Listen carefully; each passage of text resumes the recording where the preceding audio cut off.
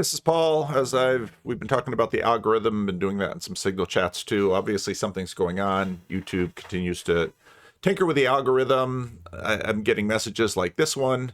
You do not make my feed at all, and I scroll up from the bottom when I decide to watch. When I click subscriptions, you do not show up either. I have to click the channel or click on the notification. Your channel was the most watched for me in 2025 too. So clearly stuff is going on. Just looking at it myself, a few observations. I never say this because I find it just annoying to hear. I would imagine if you hit the notification button, you'll get notifications of my videos that get released. Luke was complaining to Sam that Luke had left 5 messages on the video that Sam released today, and none of those messages came through. I've seen the disappearing message comment forever on YouTube. So it is a platform, and it is fallible, and it can be buggy. And so these things do happen. One of the things that I've noticed is that there's sort of I think the churn has sort of compressed. And so I find YouTube mostly giving me the kinds of things that I just clicked on in order that I'll click on more of it. Now, for part of this, then, I've decided to, for a long time, I resisted doing shorts at all. Most of my content is long form. Taking shorts takes extra time. I would have to learn how to do it. So now I'm figuring out how to do it, and I'm playing around with it. This particular short was created by Jess from the Midwest Jury Conversation with myself, Peugeot, and Vervaeke. And I want to start with this in terms of the video, talking about what I'm going to talk about in this video. So now I decided, okay, I'm going to play around with shorts a little bit. You can connect a short to a video. So in some ways, I never make front bumpers and I never make teasers, which are pretty standard things in YouTube. So I'm sort of making shorts instead of teasers or bumpers. And if you ask how I'm selecting what part of my video I'm going to make a short of, it's usually something that sort of stuck out in my mind. Like I thought, yeah, I said something I really wanted to say in a compact way there, which is unusual for me because of how I use YouTube and how I use YouTube for thinking out loud, much more than just sort of messaging and communication. So for that reason, my videos are very rambly, as you well know. And I'm sort of thinking out loud. And if you want to come on the journey with me to think through these thoughts and give feedback, that's great. I have noticed, though, that the comment section continues to be good. Many of you are leaving great comments. And that is really sort of why I use YouTube, because I think out loud and work through stuff audibly, and you participate with the comments that you leave. So that's really good. So in that sense, YouTube is still working, but you're going to have to prioritize seeing the channels more regularly that you want to prioritize. That seems to be what's happening. And even certain TLC channels that I maybe don't watch very often, I have to go hunt and look for.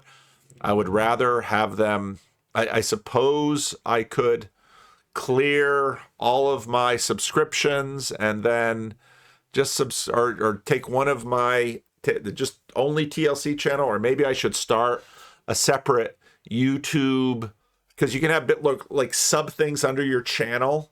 And right now I currently have my main channel, and then I have Vanderclips. Also on Vanderclips, because Chad deleted his channel and Neil was talking to Parker about this is another neat little thing. Tools. No, that's not it. Tools. TLC search. Parker has really worked on this thing. I'll put the link to it below. But this is quite a project that he's doing in terms of, if you want to find something, there's 21,000 entries in this, 71 channels. I've got the most videos, not unsurprisingly. Jacob's coming up there though. But Jacob sort of has his own little mini flotilla in the Federecci channel. So I've got 35,097 videos. Jacob has 1,400 videos. Jonathan Demir has 1,329 videos. Griswold Grimm has 1,169 videos, and Jordan Peterson a little over 1,000 videos. So yeah, we got 21 videos amongst 71 channels. So Parker's really. So this is the video where they talk about it, and I'll put the link below. Usually what I do, if I want to remember to put a link below, I'll open that video, and then if I've got it in this group of tabs, I'll remember it. So I'll put the link below for the TLC search. I'll put the link below for Neil's conversation with Parker. That was a good conversation. So like I said, you can have like sub channels. So I have my main channel, then I have the Vanderclips channel where I'm starting to post. I have some of Chad's old videos because often what I do is I take stuff from the smaller channels and I use them in my own videos. So sometimes I take a copy of that video and then I store that. And when Parker and Neil were talking about trying to sort of resurrect some of Chad's old material, I thought, oh, I bet you I have a bunch of that. And I do. I have more than I thought I had. So I'm going to be posting that on the Vanderclips channel. And this was an awesome video, a conversation with Chad and Lance and Grizz and Clara about the TLC. Not exactly sure when it was from, but I'm going to be posting a bunch of that on the Vanderclips channel just to keep some of Chad's video work alive. But one of the things so if I go to Vanderclips, I'll see different content, and Grizz noted that you can do this, show fewer clips. So I tend to see different content on this channel. And then there's also the church channel. Now the church channel, the recommendations I get on the church channel are funny because, let's see, there's a lot of rock music and there's some motorcycle. There's some motorcycle recommendations. I don't see any right now, but there's someone else who tends to use that channel more. Yeah, there it is. There it is. Not usual stuff for me, but someone tends to use this channel when he's doing other things, and so we get very different recommendations on this channel than I usually get. So maybe what I'm going to do is I'll start another sub channel, but I won't use that for posting videos much. Maybe I'll use that one for I'll subscribe to all TLC things and I'll see what the algorithm does with that channel. So I'm gonna continue to play with this because it's kind of important to me. That's not what this video is about.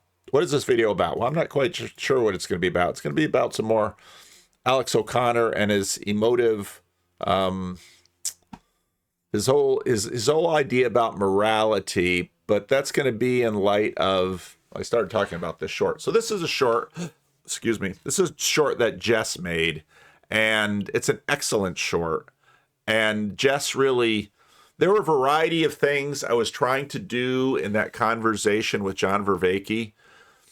He talks, when he was talking about AI, he would talk about, first, one of the shocking things at the conference was he makes this declaration like, don't use LLMs. I'm not going to use LLMs. LLMs should continue to be explored for research purposes and development purposes, but people shouldn't use LLMs. And I said, that's kind of fundamentalistic, isn't it?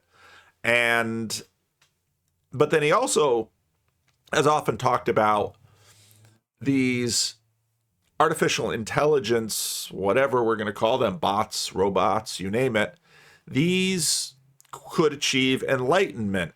But people sort of use that word enlightenment in sort of, if they don't want to sound religious, this is sort of the some of the unorganized religious flopsome and jetsam floating around in the default religion of America. Then Algo serves up to me this video about a brothel campus in Pahrump. Now, Pahrump, I had known nothing about it except when I would travel to Vegas You would drive by this town. I always thought Pahrump was a strange name. Apparently, there's a whole campus of brothels there. There's just a few counties in Nevada that allow prostitution. And so this video is about this one legal brothel, and this woman is showing this man around, and but what caught my attention was, this is what always catches my attention. What caught my attention were her religious assumptions. And they tell a little bit of her story, because that's what people are really curious about, prostitutes and sex workers, because most people have a sense of, I wouldn't want to do that. And most people have a sense of, these are women that something bad has happened to, and so they've gotten desperate. And of course, that's all sort of in this question about Christian culture that really was at the centerpiece of the Glen Scrivener, Alex O'Connor conversation, and Alex O'Connor's theory about morality, which we'll get to. But what she articulates here is a broad and widespread cluster of religious ideas. And now think about this when we dig into Alex O'Connor's theories about morality.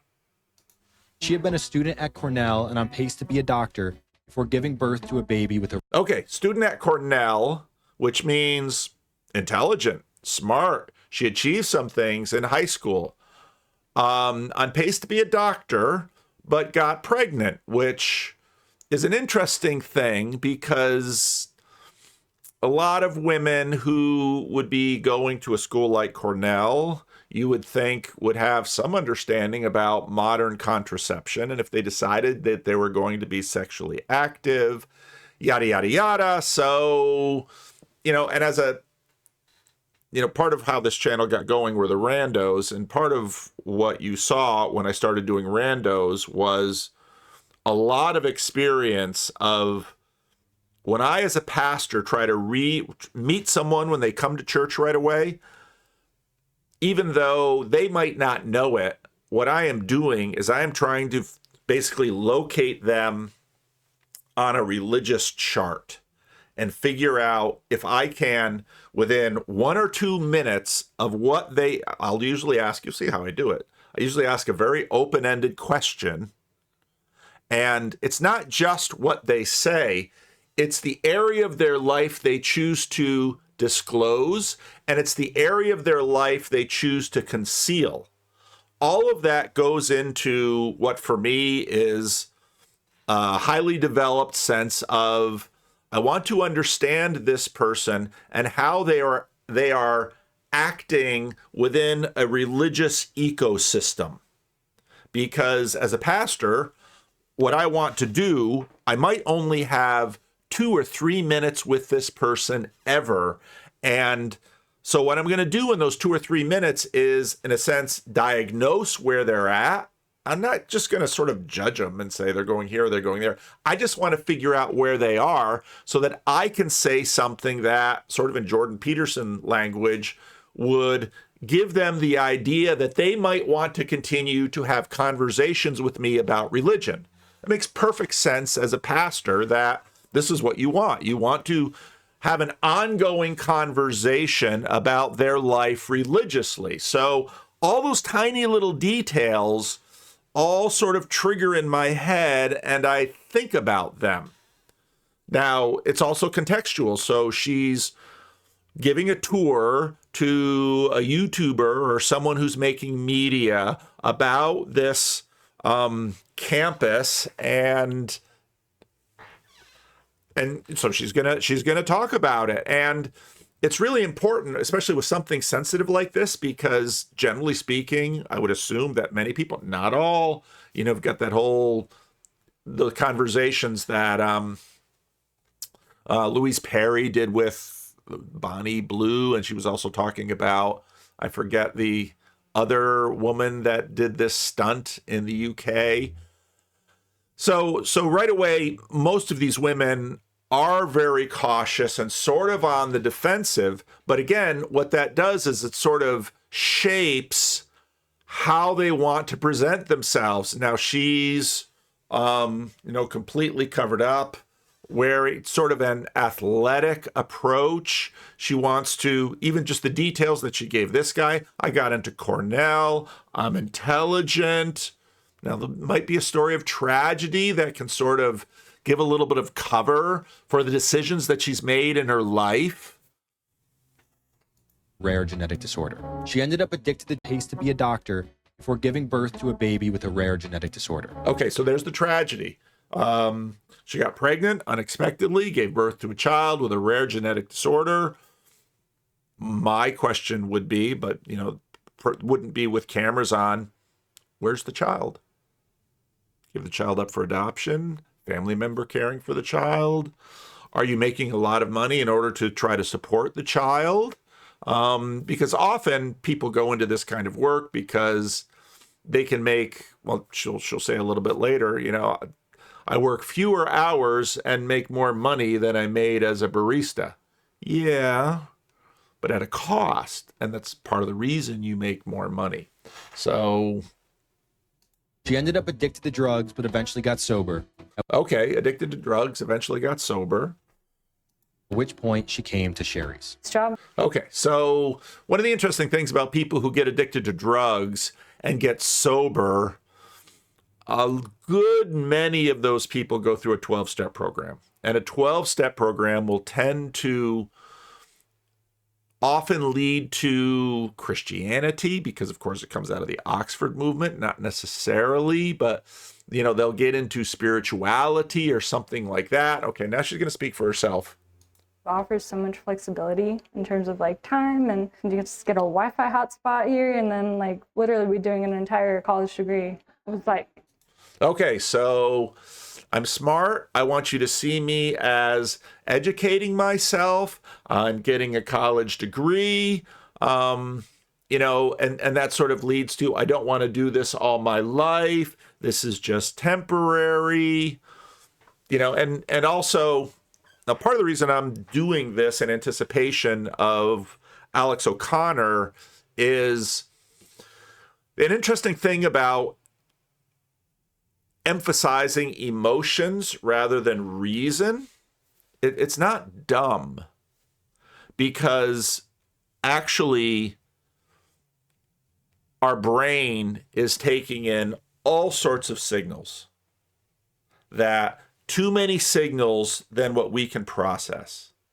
And, John Vervaeke's talked about this in depth. We've got relevance realization, which is sort of the other side of bias. And so all of your biases are being triggered by this story. How you feel about sex work, how you feel about you watching this video, how you feel about me watching this video, how you feel about how she's dressed, just the look on her face, the subtle expressions with her hands, so many things. Your mind is sort of trying to match her with how many different experiences and tells all along the way in your life to sort of get a picture of anticipation. Okay, so you're generally intelligent, unlike the so-called AGI that people are claiming we might have, and there's lots of, and I can talk about that later, right? You are, intelligent in multiple domains, in multiple ways, for multiple reasons, in ways that are highly mutually predictive of each other. There's some general factor there. And the work I do, we argue that general factor is because you have an ability to solve two meta problems. Meta problems are problems you have to solve whenever you're trying to solve a specific problem. So no matter what problem you're trying to solve these two meta problems. The first one is anticipate the world. Anticipate the world. Everything else being equal, if you can anticipate the world better than I am, you'll... Okay. Why? That's where is she? Why would we want to anticipate her? All kinds of reasons. Because you might find her to be a threat You might find her to be attractive. You might find her to be a cautionary tale. You might associate her with a relationship that you have in your life. And you're doing all of this cognition, and it's not conscious, and we wouldn't say it's rational. If you think about rationality in the way that John Vervaeke says, that's not the best way to think about rationality, just in terms of cognition, working through these syllogisms. You're not doing that, but you're processing all of this, and you're doing it all the time. You can look at Jordan Peterson's opportunity and obstacle matrix. So even just her here, even just this little story, and part of it is there's an edge to this story. And part of the reason that YouTube has all of these videos about former sex workers of various kinds, it grabs attention. Why? All right, here's another video about cognition. The brain and the peripheral nervous system is really one big change detector. That is, it responds to any change in the current environment. And so it responds to novelty. Now, back on the savannah, things didn't change very much except the constellations overhead. And okay. Now, of course, the reason that you use the savannah is because you are trying to gain authority by using a stock evolutionary argument. But the argument is in some ways similar to what Matthew Pajot says to Grim Grizz about just get away from the screens, get out of the city, touch grass, get into nature, because the predictable patterns of nature sort of settle us down, and then we become highly attuned to the breaks of the patterns. And so we are set to look for novelty, because novelty can be opportunity or novelty can be threat. The seasons.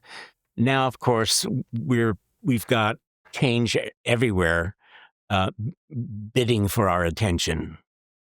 Now, I mean, take in terms of attention and distraction, I often say that the screens are like secondhand smoke.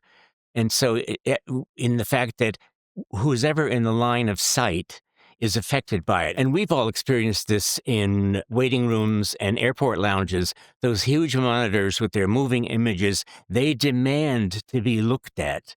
And trying not to look costs energy as much. So either way, we lose. I think the only way around that would be to put in earplugs and put on a blindfold so you're not distracted. So I just turn away from the screen, because why do I want to watch that? And I put in noise canceling headphones, and I try to look at a dead space, or I look at my own screen, or I read, or something like that. But because he's right, because even if you're trying to not pay attention to it, that's costing you energy too. Distracted by this stuff, this what I call forced viewing. You know, is it ironic that you're looking at me on a screen? And the answer is not if you're just focused on my talk right now, but if you're trying to do 3 things or 5 things at once, then your focus is really shot. Now, it's interesting because when you say you try, but actually a lot of this stuff is happening, and your emotions, again, they're bad masters, but they're good signals, because your emotions will tell you something. There's actually knowledge in your emotions. And this is, part of, I haven't studied enough of Alex O'Connor's stuff here. So when you look at her, and an example of this is actually the way she's holding her face right here in this still actually reminds me of a person I know. And that reminds me of elements of this woman's story and the person that I know's story. And my mind is just sort of drawing connections about the person that I know's story and the tiny little bit I know about this woman's story. You'll solve all of your problems better than I do, because you'll anticipate the tiger and I will meet the tiger. I'm dead. And Anticipate the world. Everything else being equal, if you can anticipate the world better than I am, you'll solve all of your problems better than I do. Because you'll anticipate the tiger, and I will meet the tiger. I'm dead. And you're laughing, right?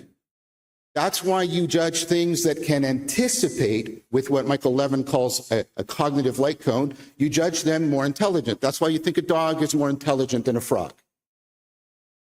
Okay? So how do you anticipate? Because you're doing it right now. What's the next word? There you go.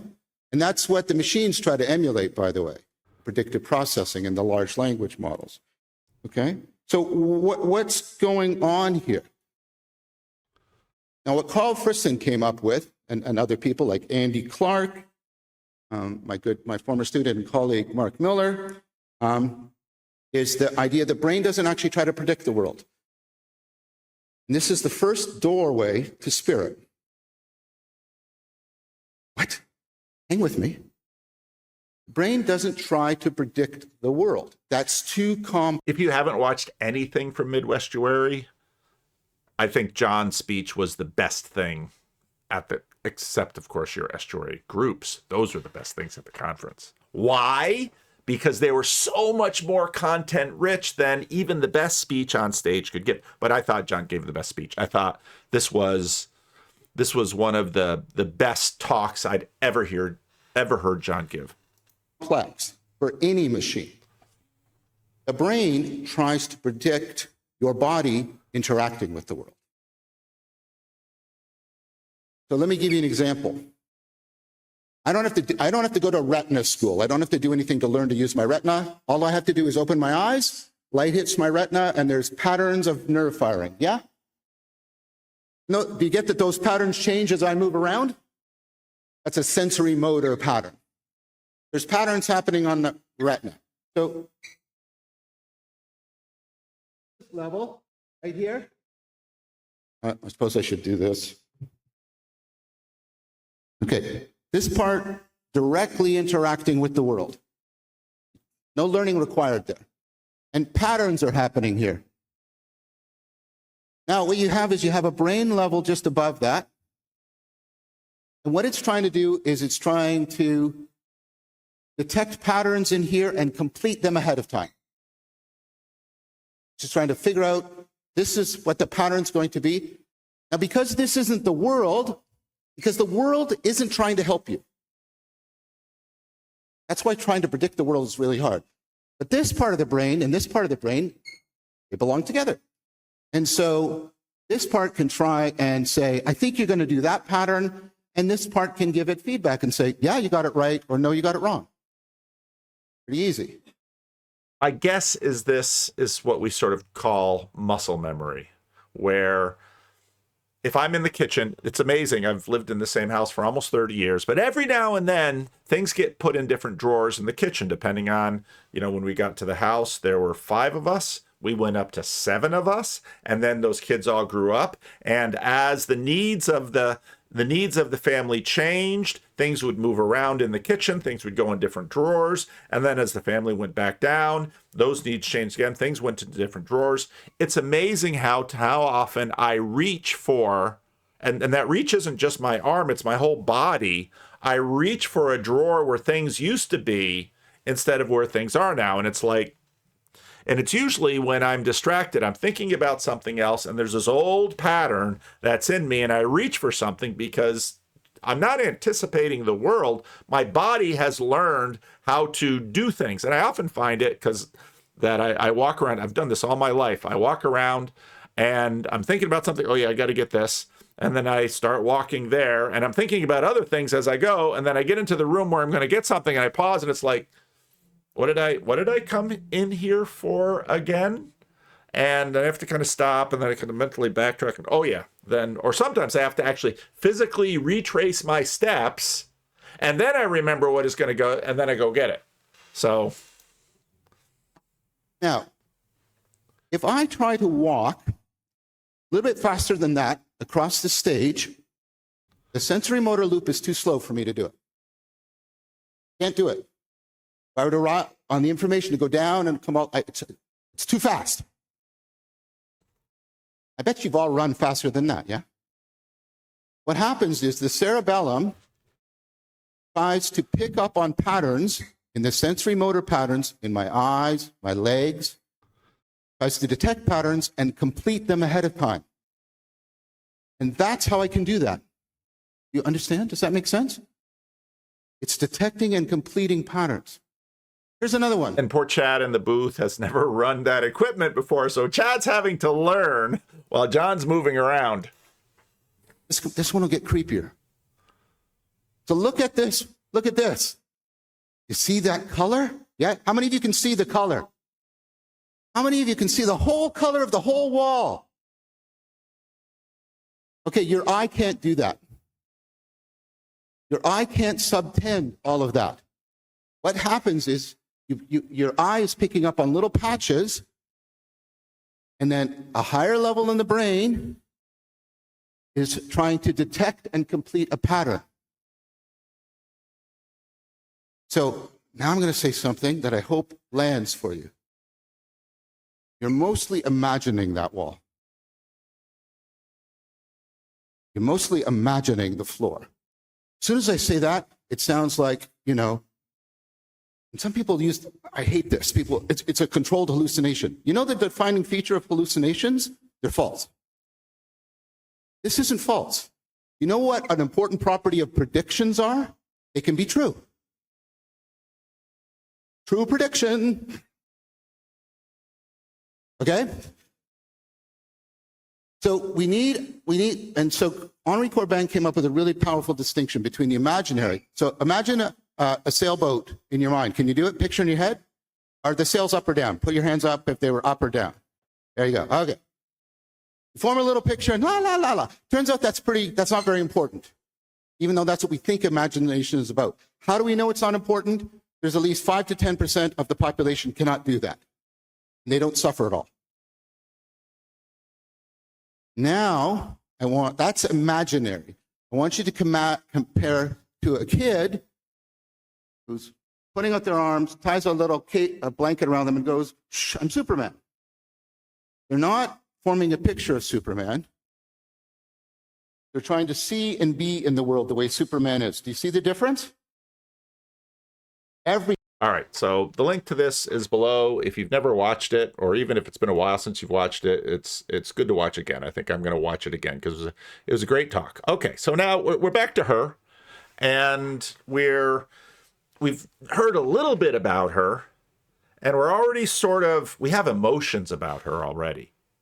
And we have emotions about you watching her and me watching her. And there's masculine and feminine in this. And there's all kinds of things in this. And now if I just picked a woman that was working at McDonald's or Starbucks or something, it wouldn't be as salient. But because, again, you're dealing with sex and all of the morality that we have around sex for very good reason. I mean, again, Louise Perry made it very clear.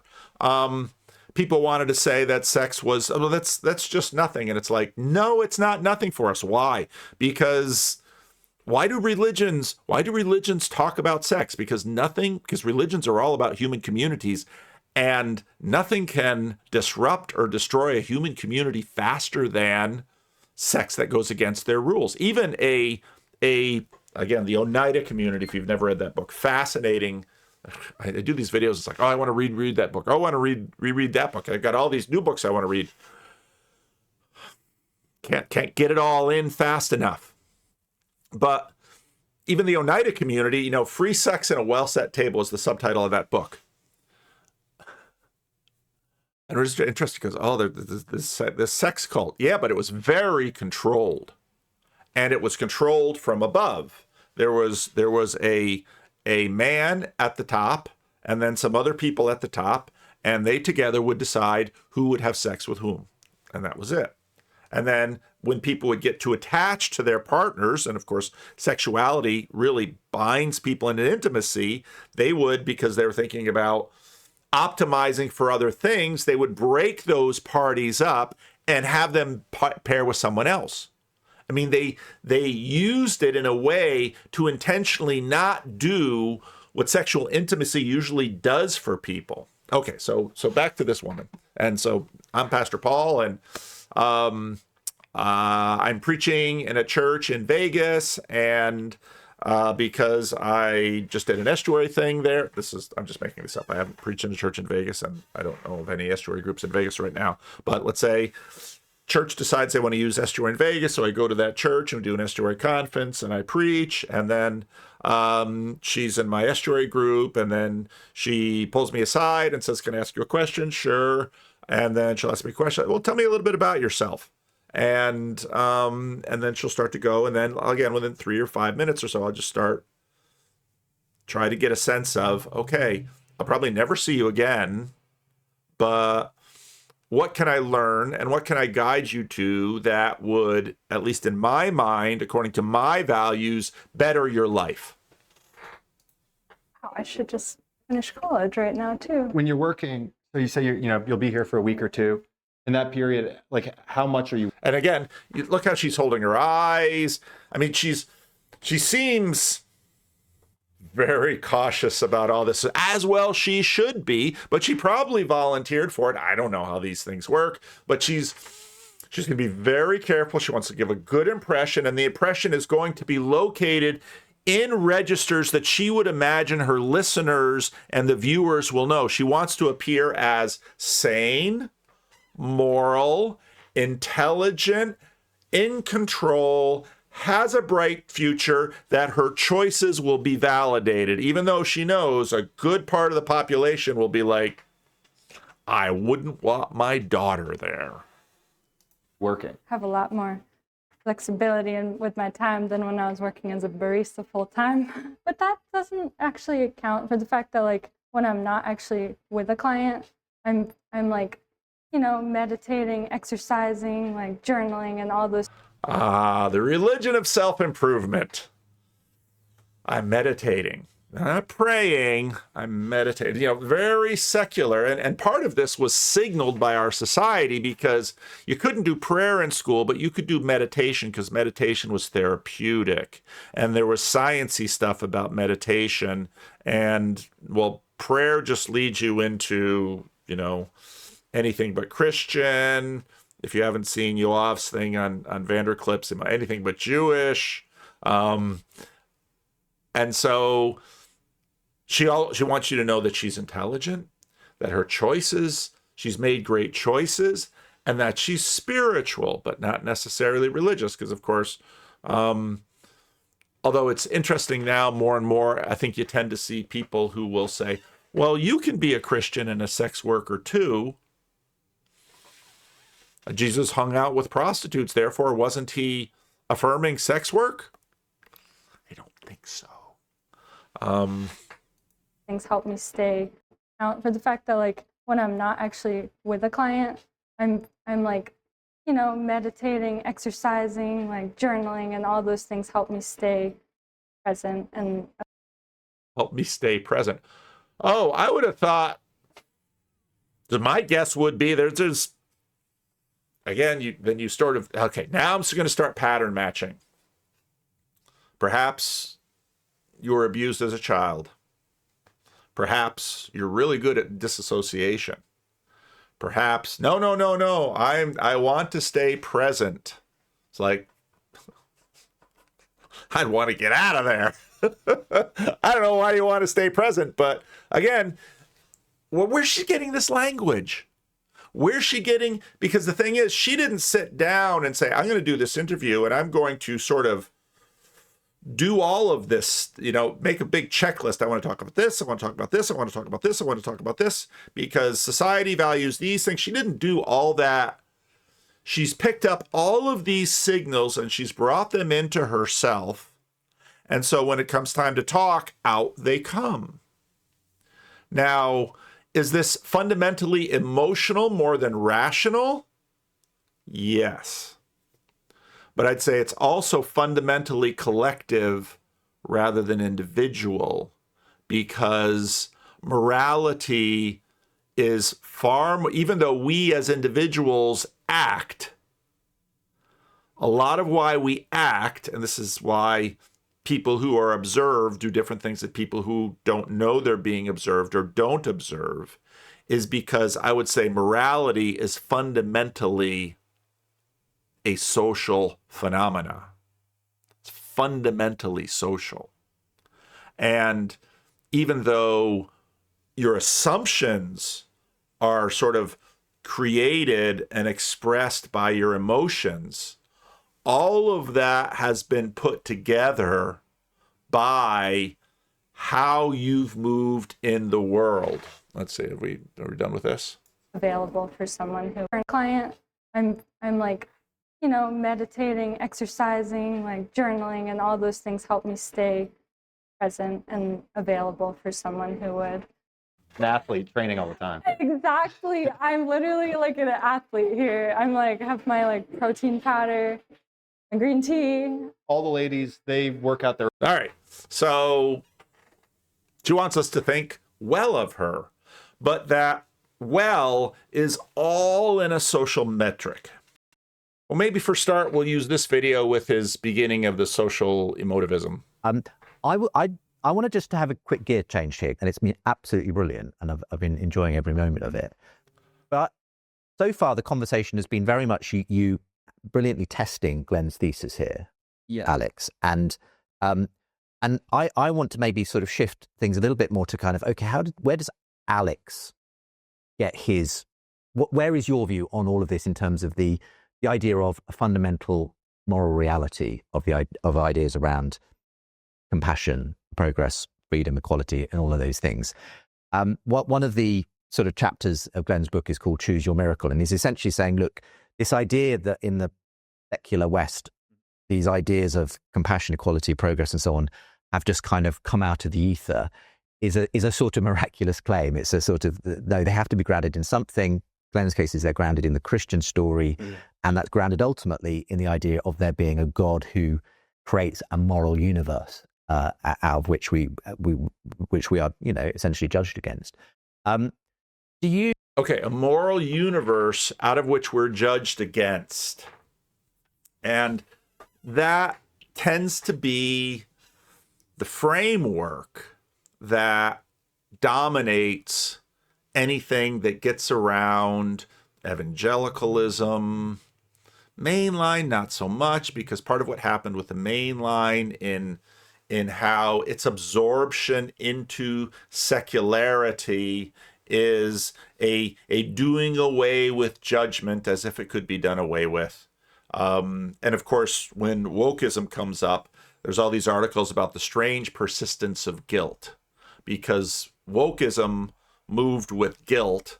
And then I forget what video someone was making the point. Oh, it was Matt Whitman making the point that, you know, there's no atonement. There was no atonement in wokeism. And so part of what happened with some of these, as these religions sort of went feral, they lost key aspects that would keep the religion balanced.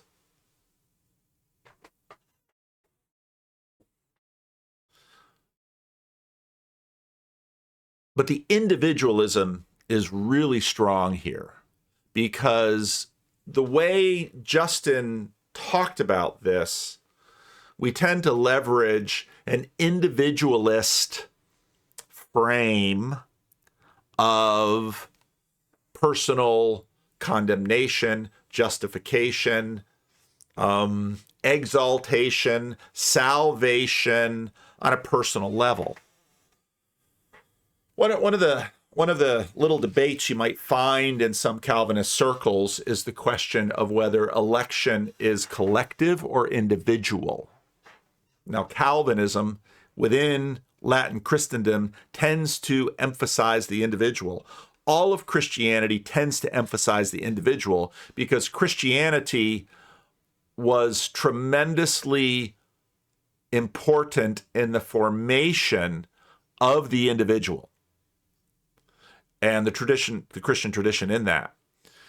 For example, if you read the Old Testament, there is a moral matrix, but that moral matrix is obedience with the covenant. And if you read something like the Book of Kings, one of the things you'll bump into is that So and so did evil in the eyes of the Lord. So and so did good in the eyes of the Lord. And we're reading that as individualists thinking, oh, so those kings are going to heaven or those kings are going to hell. That's not at all in the frame of the story. Israel is either thriving because the king is doing well, or Israel is suffering because the king is not doing well. And the reason we do that is you go to these last chapters of the book of Deuteronomy, where the covenant blessings are laid out and the covenant curses are laid out. But it gets more complex than that. And the Hebrew prophets know this, the psalmists know it. The book of Proverbs is more in line, and of course the book of Job is key for this. The Hebrew prophets and the Psalms again and again will say, hey, wait a minute, I'm a good guy. Why am I suffering? And in some ways, see, that's not exclusive to the book of Job, but you're dealing with the religious assumptions that are pretty much universal in the world that do good things, the gods will bless you. Do evil, the gods will harm you. Cross the gods, the whole story of Odysseus is about someone who would defy the gods. Through cleverness and pluck, he is going to outplay Poseidon. But in most of those stories, some of the gods are on Odysseus' side, some of the gods are against him. And that's just sort of the polytheism and how it goes. You can read the Iliad. It's even stronger in the Iliad. So this is where we're going to get to the short again, this axial age adjustment. Now, part of what comes down to us is, well, personal morality. You can hear it with Donald Trump. You can hear it with Scott Adams. They will say things like, well, if you've been a good person, if you've lived a good life, you'll go to heaven. If you've been a bad person and if you've lived a bad life, you'll go to hell. And of course, then the game gets relocated into, well, where's the line? In fact, I had a member of this church that was a founding member once who he had grown up Christian Reformed. He had been Christian Reformed all his life. He was in the 80s when he asked me. And he basically just said, I just want to know where the line is. I want to know how much I need to do and what I need to do and what I need to avoid doing so that I can make the cut. Now, of course, evangelicalism, Protestantism, and I wouldn't say these, as I said in the last video, all of the versions of Christianity out there are dealing with these opponent processing elements within their own theological matrices, all right? But this is so deeply embedded in the West that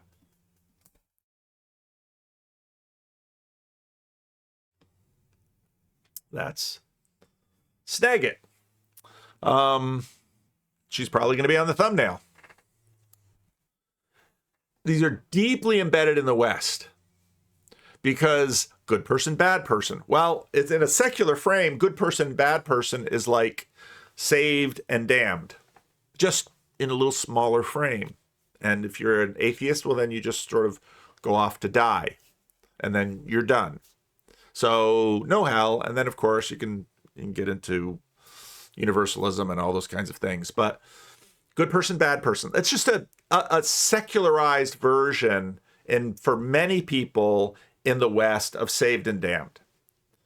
And then if they, as the vast majority of Americans do, believe in life after death, they're basically doing their own implicit judgment on their own. Well, I like Scott Adams. He's a good person. So Scott Adams surely made the cut. Or I don't like Scott Adams. Scott Adams was a racist, and Scott Adams was a sexist, and Scott Adams liked Trump. Therefore, he's probably going to hell. And, we joke about this. But for a certain group of people in this area that we're living in, where they stand with respect to Donald Trump, whether or not anybody says it, implicit in their mind, determines heaven or hell, saved or unsaved, good or bad. And we boil these things down to very binary things, and we carry them around, and we don't actually move on them, but we act on them. And you can see this because, again, they've done research. What is more offensive to people? What do you worry more about? If your son or a daughter chooses a partner that has the right or the wrong religion, or the right or the wrong political party, or maybe you're a leftist and your daughter brings home someone with a pickup truck and a flag. And again, it's just all these messages and all these biases that work on it. And we tend to feel them rather than articulate them and say them. So even when Justin Brierley is talking about morality here, that whole system is just beneath the surface. It's not the only system beneath the surface, but that system is certainly acting and operating beneath the surface. And so that system is getting engaged in our politics, in our family relationships, in our religion. And so this woman here, I can just use come on, over here. This woman right here, I'm a good person. I want to portray myself as a good person. Now, it could be that a Christian is a bad person because a Christian is judgmental and a Christian says prostitution not so good. Prostitution should be illegal. In fact, it's illegal in most of the country. Nevada is Nevada. So you have God who creates a moral universe out of which we... Okay, now a God who creates a moral universe. Well, what does that mean? For Israel, a God creates a moral universe.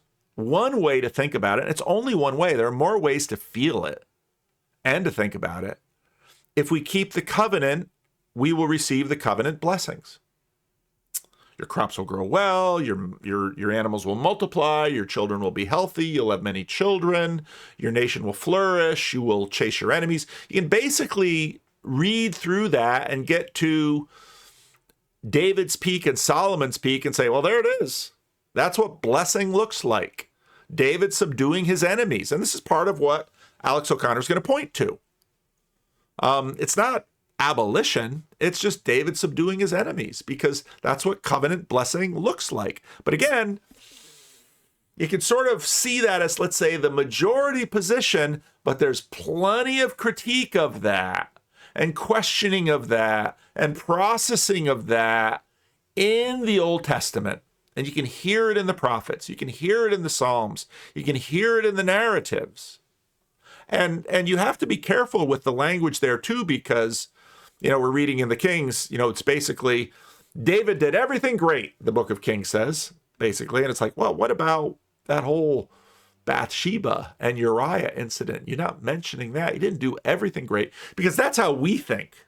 We tend to think in certain categories. And even though we'll say in Spanish, it was always todo el mundo, the whole world, everybody thinks this way. We do that all the time.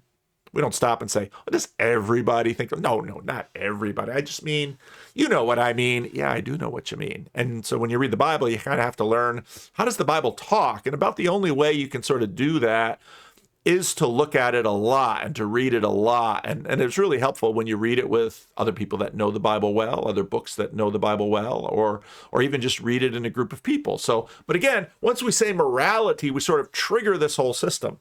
And again, it sort of gets into individuals right away, and the way that individuals will participate or won't participate in the collective thriving or corruption, which we are, essentially judged against. Do you have judged by other people, judged by God, a view as an atheist of what this morality is? Is it something that is just... I was surprised Justin called him an atheist, because almost all the time he says, not really an atheist, I'm really an agnostic. So And Justin knows this. Justin's done a lot of conversations with him. So, but, you know, it's in the moment. I misspeak all the time. So Essentially a byproduct of a sociocultural evolutionary process, which works and people get on with and produces the kind of goods that are, you know, our self-interest and survival. okay, so now within the secular frame, morality means, well, if we all have these certain moralities, it leads to good national outcomes. And that's true. Because we do operate in bodies together. And we do learn from each other. You know, when you're standing in line and someone cuts you off, you don't spit on them. You might say, "Excuse me," or you might let it go, or you might even decide that you're going to do something dramatic and say, "Let me pay for your coffee," something like that. I mean, you can do all these kinds of things, but you don't grab the person and throw them to the floor, or spit on them, or say, you know, curse them in some way. You don't do any of that. And all of that stuff is just built into us from when we were little children. And it's all what we feel. And so then when someone sort of violates the rules that everyone has sort of grown up with, people, you see them right away, they start to feel. And if you stop them and say, "Tell me what you're feeling. Why do you think you're feeling?" "Well, I think it's just not right." You can look at Christian Smith's Soul Searching. And you had all of these high school kids, and right and wrong was just self-evident. I learned it from my parents, even if they have disagreements with their parents, and it's all feeling. So in that part, you know, Alex has that position has a real point. Are prone towards. Do you have any sense that there is a kind of fundamental moral reality that actually exists? You know, it's in Platonic realm, perhaps. Who knows? No, I don't think so. Okay, all right. I mean, Well, tell us where you are. And I'd just love to hear Glenn sort of teasing that out, as well as to what your grounding is. Glenn's is obviously that we need the Christian story to make sense of these ideals. I suspect you've got a different account. Well, I'm an ethical emotivist. Okay. I think that ethical expressions are emotional expressions, and it's a lot of people. Now, that is such an interesting. I really have to look into this further and listen to more of his videos about this position. But the relocating it from sort of rationality, especially downstream from New Atheism, is really good. Now, of course, John Vervaeke's definition of rationality, which I think is a lot better, also moves it from there, because it puts it much more into a holistic, a 4P world. But Alex is right that people's morality tends to be much more based on their emotions. But how he describes it, I find really puzzling. And that's quite troubling. You know, you might say, "Oh, but then, you know, how can you say this is objectively wrong and that's..." And it's like, well, like, I can't. I don't think that objective morality exists. I mean, Just for the folk who are watching or listening who don't have the background in ethical emotivism, just a brief summary of what. I don't think that there is some truth in the universe that exists, that there are these qualities called goodness and badness and should and shouldn't that are real and actually exist and are true in the same way this table exists right here. I don't think that's the case. I think that when... Okay, it's so funny because he uses a materialist example. And so something like love is not a table, but emotions obviously exist. And the question I would have is, do you think that, first of all, where do these emotions come from? You know, we were certainly absorbed by the people around us. And of course, all of this debate, books have, and the narratives in the book shape and form our emotions.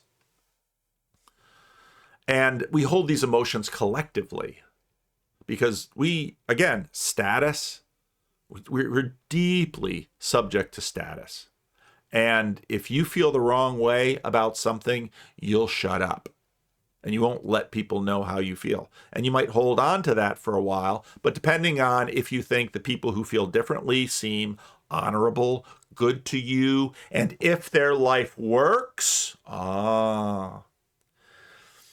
there's basically a whole emotional collective mapping that we believe if we all feel this same way and those feelings motivate us towards acting in a certain way. And again, we're sort of downstream from the elephant and the rider. The rider's just up there chattering, but the elephant is working on instinct, intuition, and just like with that woman at the brothel, all of this formation has happened to her. And so our feelings are astoundingly important, and they're incredibly nuanced, but they're also a little mysterious to us, because if you've had any kind of complex history or trauma or anything like that, sometimes you'll have feelings that you can't account for, because you say, well, I'm ostensibly the chattering rider on the elephant says this, and this is true about me, but I can't help but feel this way.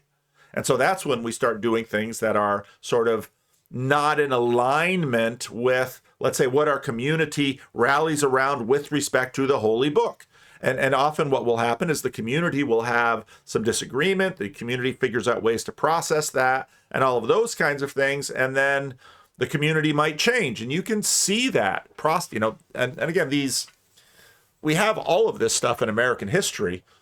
Prostitution was legal all over the place in American history, and it became illegal.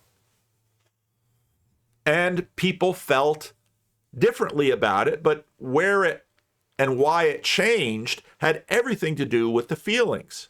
And again, fairness to Jonathan Haidt, arguments were made, but part of what's good, part of what's helpful about sort of shifting this from rationality, which would have sort of been the first place to go, that we're doing what's rational. I mean, just listen to a bunch of economists. Economists will tell you that people aren't rational. People are always acting against their own self-interest in a variety of different ways, especially when it comes to these big systems. And you can see that politically, you can see that religiously, you can see that in all sorts of ways.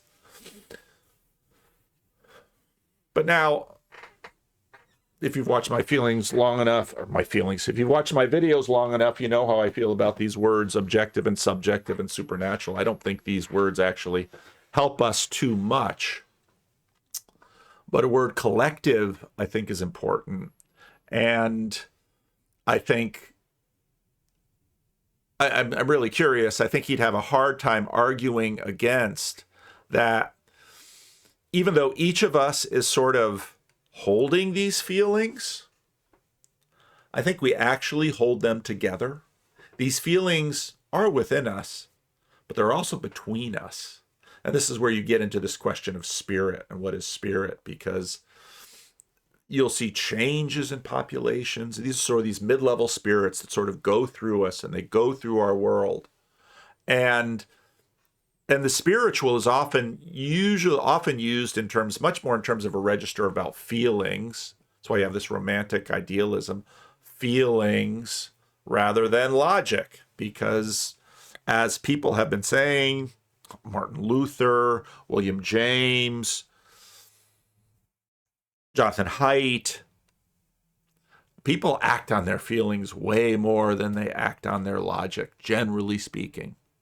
So it's good to put them over in feelings. But the question is, don't all these feelings, they certainly come from places, and don't they also yield blessings for a family? And you would assume that those yieldings would have a lot to do, again, a la Matthew Pajot, we're sort of living in a simulation, and that we are deeply, everything that we are dealing with is sort of has human fingerprints on it and has had for a long time. But also, if we're all just always angry or frightened, and this is part of what we're dealing with, well, then suddenly you have societal loss. And if things are going well, you have societal, you see this in stock market, there's psychology in stock, there's psychology in economics, there's psychology all over the place. A lot of it has to do with feelings, but it's a collective system that has real outcomes in the world in just about every way imaginable. And you pay attention to what you're doing when you're moralizing, you're essentially expressing an emotion. It's not the same as ethical subjectivism, right? Like, famously, for an ethical emotivist, if you say that murder is wrong, it's like sort of saying the word murder and then putting an angry emoji and an exclamation mark next to it. It doesn't have truth value. It's not the kind of thing that can be true or false. It's not, well, is that just subjectively true? See, again, what it's going to be really interesting to continue to watch. He's a young man. He's having lots of conversations, and he's very open about what he thinks. And I've listened to a fair amount of him.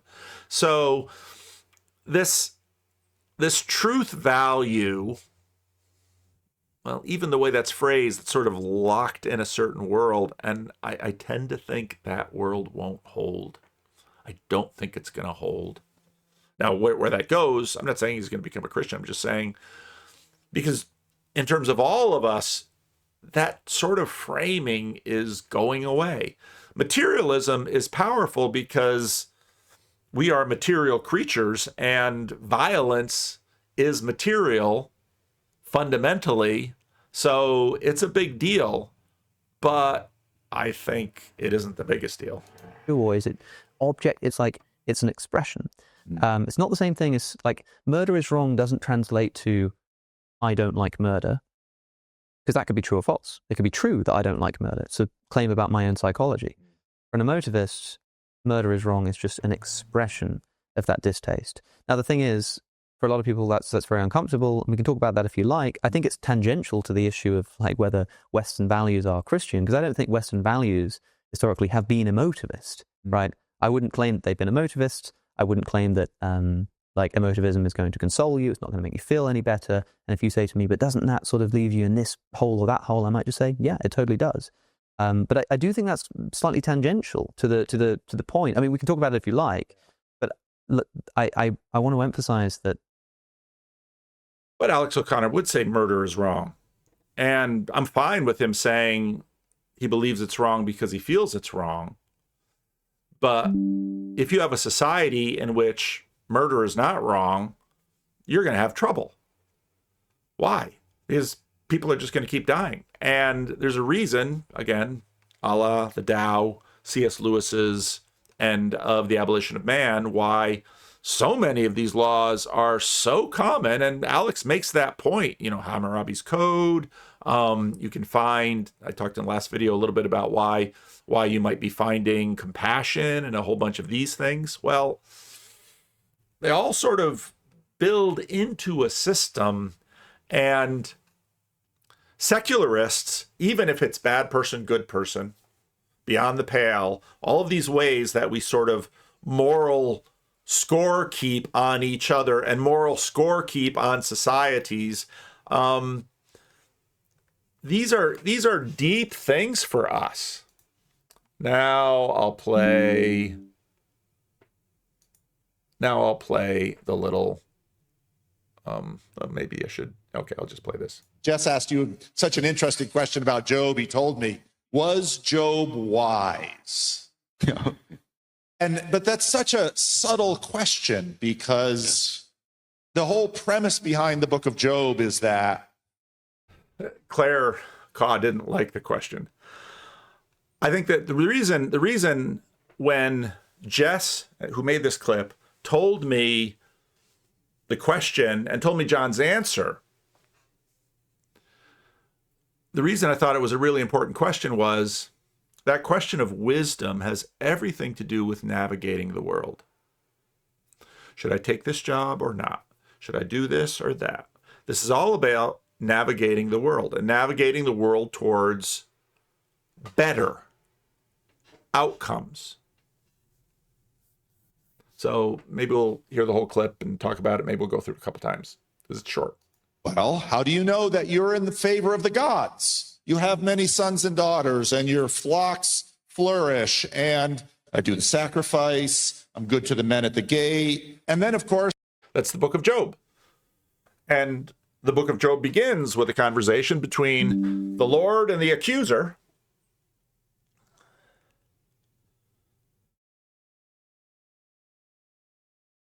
I got to be careful. I just got a notification, and just in terms of my setup, that led to that repeat in a previous video. So I'm going to have to be really careful when I piece this together. Between the Lord and accuser, and basically the accuser says Job is gaming the system. Job has enough self-discipline. He understands the system well enough. And one might ask, well, why doesn't everybody do it if the outcomes are so much better? Now we're getting into the mystery of human nature, which, of course, religious communities have been talking about forever. So Job does sacrifices for his children.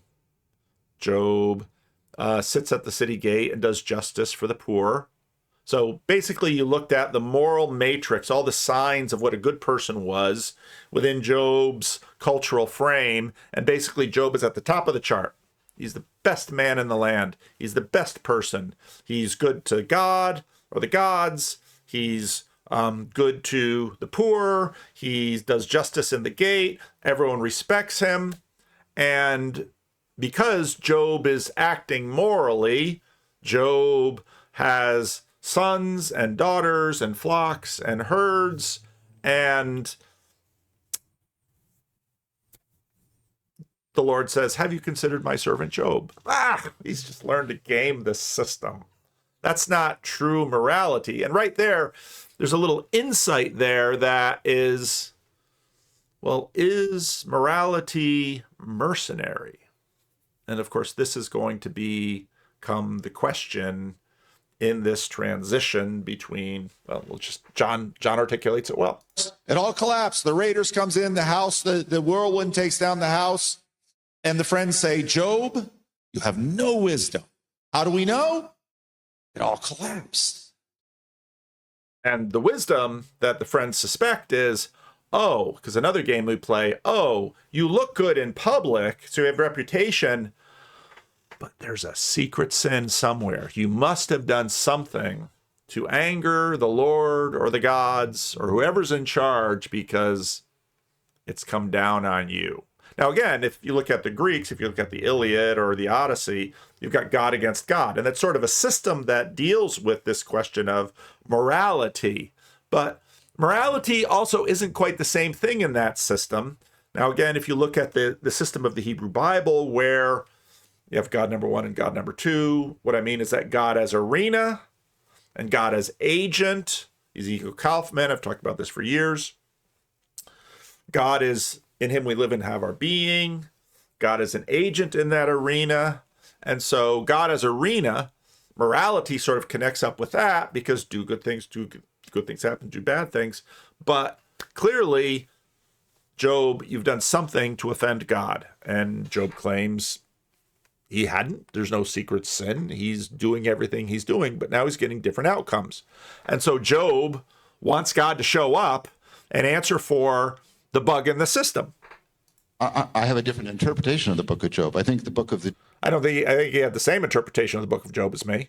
The book of Job is there because of an axial confrontation with a Bronze Age idea, the just world hypothesis. The just world hypothesis. The just world hypothesis says it's just karma. 100%. Do good things happen. Do bad things happen. And again, that's not a bad thing. If you abuse your body, you'll have bad health. If you're good to your body, you'll have good health. If you act wisely with money, you'll have more money. If you act poorly with money, you'll be poor. If you make good choices about where to live, who to marry, how to treat your children, all of your metrics will be better. And biblical language, sometimes people will call that the law of sowing and reaping. You reap what you sow. That's true, but it's not the only truth. It's not the whole truth. And so in the axial age, there's a shift. And then you're going to get a two worlds mythology, because the second world balances the first world. The world is intrinsically just, right, and runs as just machinery, right, and it doesn't, right, because Auschwitz. This is the question we have been asking since the axial revolution. Okay, so how does the world work? And why are we asking? What do we want to know? We want to know how the world works so that we can get the outcomes we want. Because more money is better than less money, generally speaking. Better health is, it's a whole definition of better. And we want better outcomes. And we sort of have an idea, assumptions, dead reckoning, rough draft about what better is. But even so, we're not always sure, because we made this because we thought it was to be better and it ended up worse. So the world is like super complex. And so one of the questions is there order in the world? Now, when you say a moral order, he says, well, it's not like this table. No, it isn't like the table. Nobody thinks it's like the table. But obviously, if you have something like a judging God who has books that can open, well, what are in the books? Well, it's your moral performance review. Have you been good to your neighbor? Were you faithful to your wife? Were you good to your children? Did you do all the things you're supposed to do? And then you open the moral performance review with Scott Adams standing there and say, you scored above 75. Good for you. Or, whatever metrics, and you can go to the good place, and, they play around with that idea in the good place that, what really is the system? All of that stuff. And so we've been asking since the axial age, what's the system? How do we know when somebody knows? And I'm not trying to do. How do we know when somebody knows? Well, what does he mean by that? Well, maybe Elon Musk knows. Well, why? Well, he's got lots of money, and he's famous, and he's got lots of power, and he has many children, and he's going to build rockets. So maybe Elon Musk is wise. Now, some people will hear that, and some people say, yeah, Elon Musk is wise because they like Elon Musk. Is Donald Trump wise? Is Barack Obama wise? Who is wise and who is not? Who knows the system?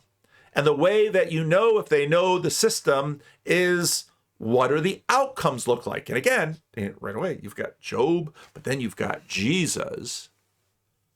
And in some ways, if you look at Confucius, that's all about the system. And it's much more collective, much more for a society. And again, there's great commonalities in all of these systems, but we want to know who knows, and we judge who knows by the outcomes, whether we look up to them, whether we esteem them. There might be someone who is poor, but we esteem them still. I mean, Gandhi, okay? People tend to esteem Gandhi, and then other people say, well, what about this and what about that? And, how about Jesus? Should we esteem him? How about Tolstoy? How about Martin Luther King Jr.? How about the Dalai Lama? How about Taylor Swift? Taylor Swift must know because look at how much money she has, and look at her career, and look at the regard that people for her. But not everybody has that regard for her. And how well can she know if she hasn't actually managed to secure, but then you have the question. It's combinatorial explosive because are you going to evaluate their wisdom in relationships by whether or not they marry till death do you part, or whether or not, if you just take like a little happiness thermometer, stick it in here and there and here and there and say, if you total up Taylor Swift's relationship happiness thing, it's better than average. So you have a woman who married a guy when they were in their early 20s, and they had ups and downs in their marriage, and they had children, and then till death did them part. And you do that happiness thermometer, or the meaningfulness thermometer, or how they bless their children thermometer. Or again, you get the combinatorial explosiveness of this. How can you tell what is the best way to manage romantic relationships or sexual relationships or familial relationships? Because none of those things are identical. On and on and on and on. Do they know? We have to sort of figure that out. Epistemology here, okay? Right. But what we've said is, what we do is we come up with ecologies of practices for reducing self-deception. Okay, so this is John Vervaeke's Ecologies of Practices. So not just one practice, but many practices. Religions are ecologies of practices for reducing self-deception. And if you're an economist, and the economist can correct me if I'm wrong, the economist would basically say, you would get your behaviors and your feelings and your actions in alignment with your best outcomes. But then again, economists are always wrestling with, how do we measure outcomes? Now you look at a nation, gross domestic product, how much efficiency, all those kinds of things. But economists know the difficulty of all of these systems. Then you begin to having these schools of economics, because even the question of better is different. But the theory that John is talking about, you need an ecology of practice for reducing self-deception so that you can know the truth. And that knowing the truth isn't just, I have it up here, it's displayed in my life So when, we'll bring her back, when this woman says, hey, look, I've got more free time than I had when I was a barista. I've maybe got better benefits. I mean, you work in that industry, you better have good health care. I've got better benefits. I'm making more money, and I've got great Wi-Fi, so I can finish my college degree online with Grand Canyon State University or Arizona University, and I can gain a title and some letters behind my name, and I'm just doing this until my real life can begin. But of course, people are going to say, well, okay, so you're going to make money. How's it going to go with your relationships? Because it doesn't take a rocket scientist to imagine that a history of sex work is challenging when it comes down to finding and establishing and optimizing your relationship and your sexual relationships, your romantic relationships, your familial relationships, on and on and on and on and on. And somebody, oh, no, that's just fine. Oh, no, that's just bias. It's like, I don't know.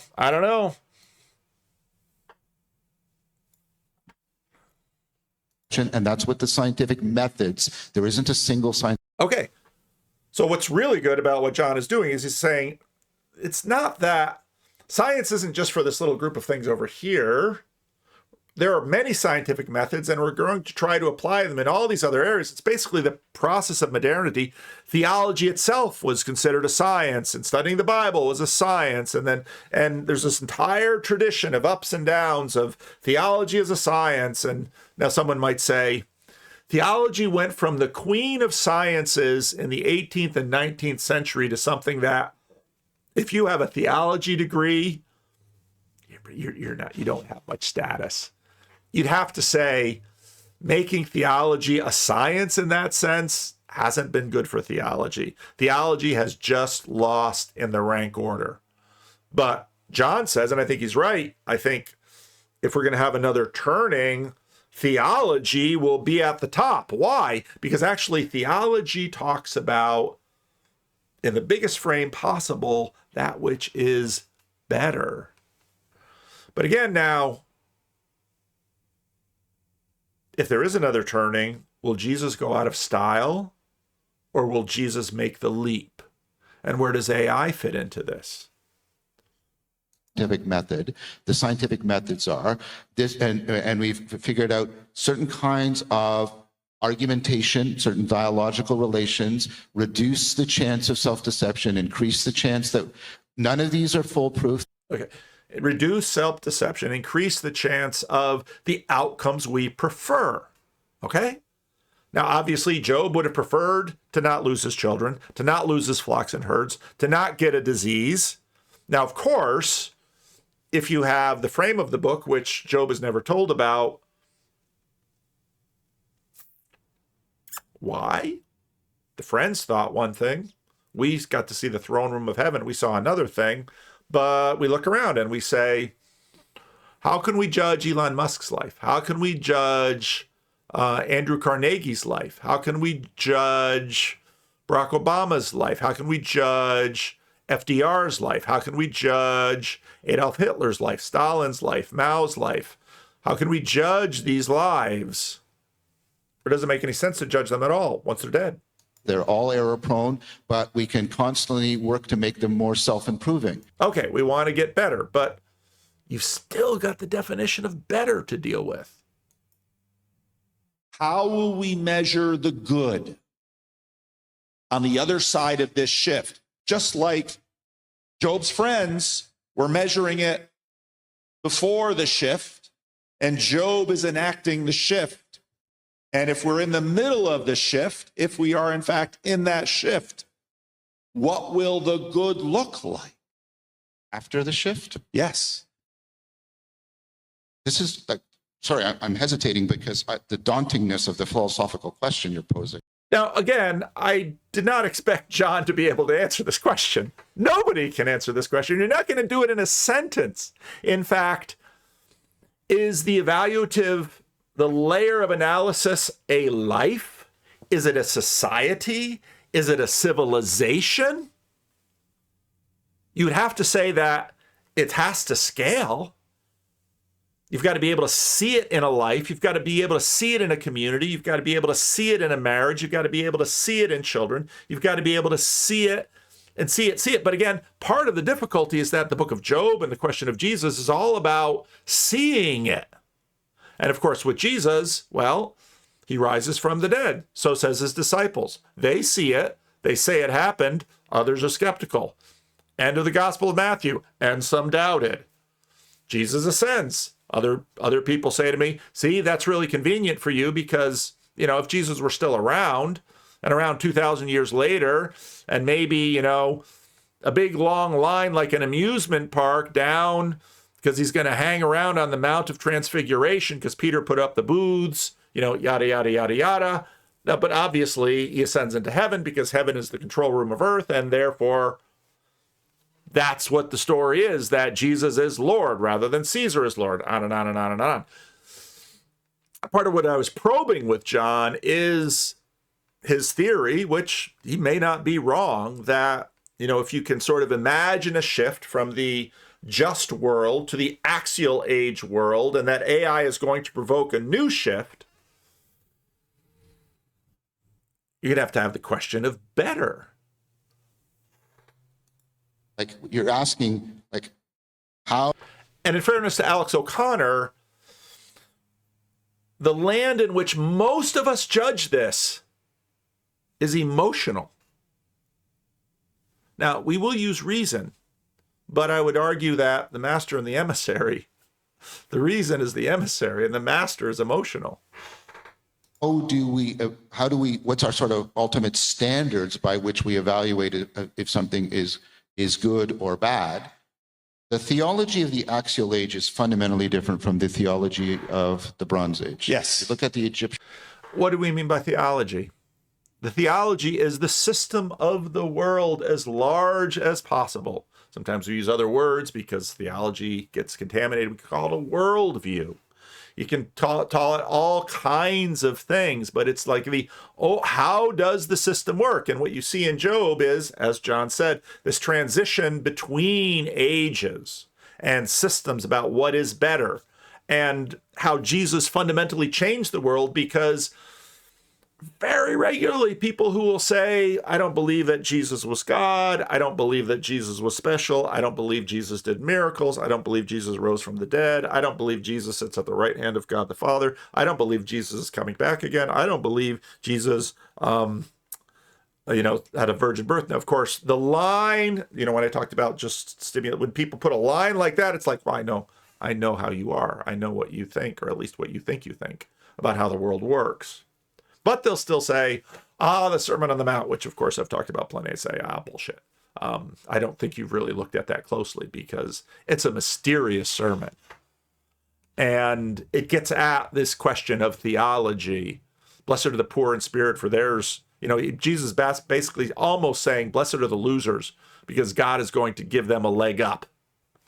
Well, when and where? And you can see it in Steve Martin's great film, Leap of Faith, when he's talking to this crucifix. And again, Hollywood so often gets religion so bad. I was watching Outer Range, and there's this little church in Outer Range, and it's a Baptist church that has the Mass. And it's like, you writers, if you're going to depict a church, churches, they're all the same. They have the wafer, and they have it. And of course, anybody who knows churches, like, that's you made it. You made a church like AI makes a picture. Anyway, theology is about this, and so I think John is right that theology is going to change. Theology, yes. And you look at Platonic theology. And you're arguing that the new theologies are also going to pass through. That's right. A similar transformation. That's right. And you can't know. I can't tell you how it's going to be better until we're there. It's like I can't tell you what it's going to be like to be a parent until I've had a child. Because even the definition of better will change. Yes. Yes. I think we're in agreement then. Yes. And I'm worried that we're leaving you out. John, it's like, I don't want to be involved in this. Or I don't know what he was thinking. Because that's what it comes down to Job. Is Job wise? Is Jesus wise? And when it comes down to, so if I click that, then I'm going to, because they're trying to figure out the system. Now, the system is more emotional. Absolutely. Because our emotions tend to feed off of more places. It's the master rather than the emissary. And I think we're going to continue to see that. But we want to know what is wise and where do we get wisdom from. So this whole conversation is basically a proxy of, does it still make sense to get your wisdom from Jesus? And when we say Christianity, sort of this very amorphous, civilizational, and yet religion and all the, does that make sense anymore? Or what should I do? So it'll be interesting because I think this ethical emotivism might be the camel's nose to much more emissary thinking, because increasingly we sort of know that the master thinking rather than emissary thinking, because we begin to understand that the emissary is really good at some things, but the emissary isn't always terribly wise. They're wise in some ways, and of course you've got the question of wise. Solomon was wise. Wise in Old Testament language is almost excellence. And the book of Proverbs is all about wisdom because it wants to teach people about the system. Now, if Alex O'Connor says there is no system, in terms of, well, first of all, I have questions. How many people really believe there is no system? And I think Jared, who's doing these church reviews, my conversation with him, he's a nihilist. Well, and a nihilist says there is no system.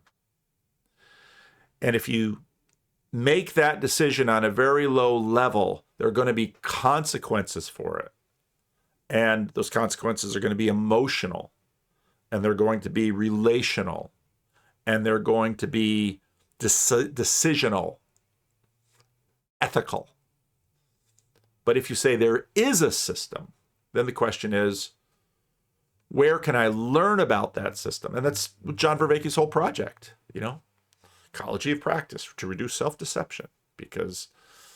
But also in John's system is the fact that relevance realization is, on one side, it's choosing wisely. On the other side, we have to use our biases. Just like with, I got Alex now up on the Snagit. I think I can. I almost never use this, the full power of this. But look, I'm learning. When it comes to her, what's wisdom? All right, that's this video. I didn't take it in places. I never quite know where a video is going to go. I have some ideas of what I want to cover, and I feel happy about this one. So let me know if it was helpful.